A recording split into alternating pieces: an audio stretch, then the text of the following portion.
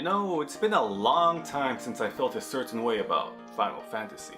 This wondrous, magical feeling that seems to have eluded me for quite some time now. I love Final Fantasy, but for the last 10 to 15 years, it seems like my relationship with the series has become a bit shaky. Hey, you want to go on an adventure? I think we should see other people. Maybe, just maybe, this is the game that can rekindle that fire. RPG for me. It's the only one I need. Final Fantasy.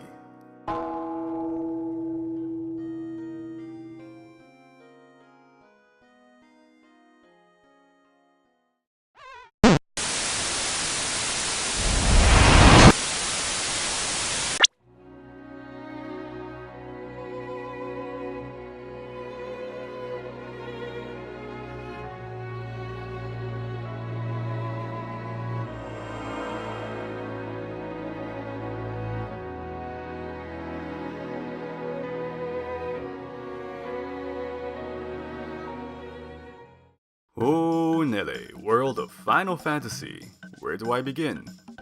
I like it. What, you wanted a more detailed explanation filled with my own personal preferences and biases? Fine. The thing about Final Fantasy, it's arguable that there hasn't really been a truly impactful title in the series since maybe Final Fantasy XII. For me, I haven't felt such awe and wonder since 10. I never really held interest in the MMORPG renditions, so 11 and 14 were out of the question. 13 came along looking all pretty and whatnot, but to me lacked substance, like dating some popular kid who peaked in high school. And 15 finally got released a while ago, and even though I had fun with it, the game is a bit of a mess. Though despite not being part of the numbered titles in the franchise, World of Final Fantasy manages to create a world that has consistent elements from previous titles I enjoy, as well as some newer developments. In doing so, it manages to help me replicate the sense of euphoria I used to get with older titles in the franchise. To be brief, it's a really charming game. Definitely intended for longtime fans of the series, but where do I begin? Let's start with the characters. In this game, you follow the story of two amnesiac siblings sent out into an unknown world by a lazy god to figure out what the heck happened to them. You have the goofball brother Lon and the older sister Rain, who plays the straight man. I must say, I really love this particular sibling dynamic they have. Their banter throughout the game really kept a smile on my face. In my case, I opted to use the Japanese voiceovers, and reading the English subtitles along with listening to the Japanese voices made the dialogues much more interesting for me. Add in their traveling companion Tama and you got a comedy trio that keeps the adventure lively and lighthearted.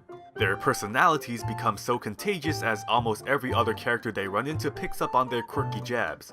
Everyone just bounces off each other and runs with the silliness. Be it in battle or on the map, the character interactions were always priceless moments that kept me engrossed in the world. Granted, because I opted for the Japanese VO, I realized the dialogue might be received differently depending on which language you choose. I actually went back and switched languages to see what the differences were, and noticed how extreme personalities changed. The whole straight man goofball shtick is a bit on the nose and forced in English. In Japanese, it seems much more tame and less abnormal. We can probably chalk this one up to cultural barriers when it comes to localization.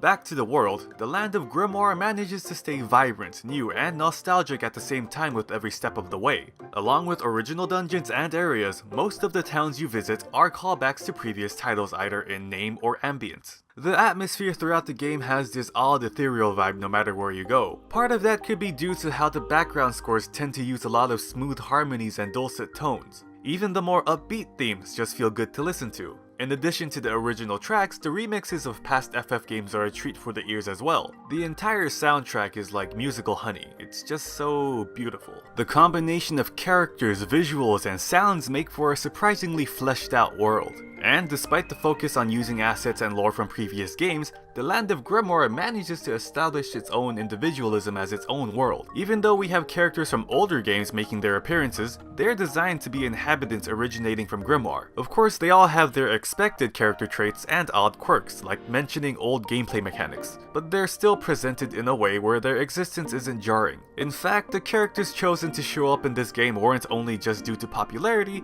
but of how well they'd fit into the story and and lore. The summoners, mercenaries, and adventurers all show up carrying some significance to the story, and it's not like this is the first time Final Fantasy brings back names to use over and over again throughout the franchise. Names like Cid, reusing summons, and slipping in Gilgamesh seems like a regular occurrence for every FF game now. Of course, looking at the name, this game in particular focuses on melding past elements into one place even more than usual, but it's still nothing out of the ordinary. Oh, and Gilgamesh is in this one too.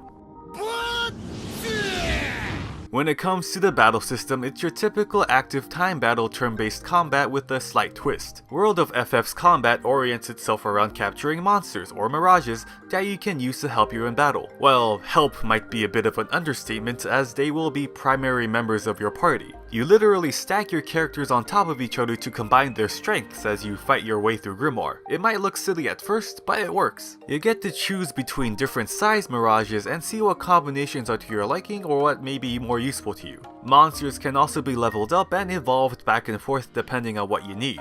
Eventually you'll get extra large size mirages as well, though through my experience they have limited usefulness. Same can be said for the usage of champions, the single-use summons of the game featuring FF characters. Flashy, yes, but sometimes I forget they existed. Honestly, I pretty much stayed with the same combinations of mirages throughout the whole game and had a few occurrences when I actually had to switch out members. If I did, it would probably be to gain access to a particular skill I needed to capture a mirage. Speaking of capturing, it's pretty much like Pokemon. You weaken the monster or meet certain requirements and throw this game's version of a Pokeball. It even does that thing when a Pokeball twitches to show you how close you were to capturing it. Mirages even have their own database entries too. The monsters have more life and character than previous Final Fantasy titles, and I love it. These monsters are so expressive and it really feels like work was done to ensure they all had personalities, even more so when it comes to story-related mirages. Some of my favorite characters in this game aren't even human. How about we take a break and look at some of those characters? ZMW ranking. Mini. Number 5. Bahamut. Bahamuto. Bahal Blast.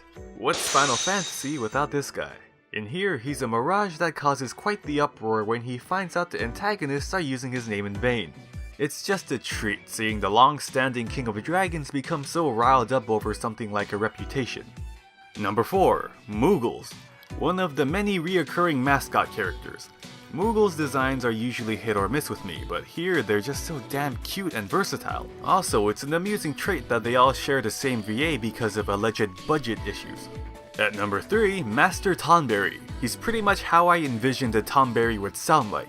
He manages a coliseum where you can fight for prizes and have opportunities to capture mirages. Sadly, things don't always go so smoothly for him. At number 2, Ifrit. You know, he's never been my favorite summon in the franchise. You always get him early on and he gets overshadowed pretty quickly. But here he's just so full of life and really quite the character, quickly switching from belligerent hothead to a fizzled flame when humbled. Cool guy for such a hot streak. Number 1, Cactar Conductor. I like cactars, stick a mustache, a monocle, a hat, or give one a job, and I'm an automatic fan. This particular cactar helps you with your transportation needs and manages to occasionally terrorize Rain with his jittery antics. If you had a list for your favorite characters for this game, who would you put up there? With that in mind, this concludes this mini ZMW ranking. Now, what are fun characters and nice visuals without a proper story to carry them through? So the story, like I mentioned before, it's a lighthearted tale. Lan and Rain wake up one day and have to regain their memories as Mirage Keepers. Pretty simple. They lost their memories and need to go get them back. Along the way, they make sure to keep reminding themselves they're on a journey to capture mirages and eventually look for treasures that are key to possibly regaining their memories. Almost every chapter has them rehashing their mission to every new character and it gets old real fast. At first, everything comes at you in bite-sized pieces. Then you kind of get hit with a bunch of information and plot that you kind of just have to take in all at once. And things kind of get dark really fast. I won't spoil much, but I can say that there's a lot of internal strife to deal with later on. You meet familiar faces along the way, fight against some unfamiliar ones, and manage to make your way to the end. It's not the best plot in the world, definitely not the worst. I could follow it for the most part, but I can see where other people might get lost or be put off by the sudden change in atmosphere. Though honestly, I feel like every JRPG ends up having that sudden shift from laid-back adventuring to a gloomy final hour. Because of how it ends, however, it kinda feels like you didn't really accomplish anything without consequence. Okay, there are consequences, tons of it, but maybe the story was a bit heavy-handed towards the end. To counteract that gloom along the way, there are side quests galore in which you can experience side stories for other characters and witness more charming cutscenes. Probably one of my more favorite parts of the game. Progression throughout the game is pretty simple, and there's really only one part that might be a bit of a roadblock. This part of the game requires you to advance by completing some not so well designed minigames, and they've proven to be a pain to accomplish for many. It's probably one of the few qualms I have. There's also the onslaught of tutorial boxes throughout the game, but nothing we can do about that there. The developers were just trying too hard to be helpful for a rather easy to understand game.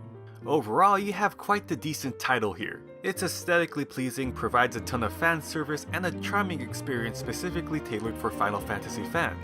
Someone who hasn't really followed the franchise might not get the best experience from this game. And for those who have, despite a few things that might put off some people, there's plenty to enjoy. World of Final Fantasy gets my approval as a worthwhile experience that can spark a flame for even the most jaded of Final Fantasy fans. Maybe. Considering its targeted audience, of course. With all said and done, I'll see you next time. Bye-bye.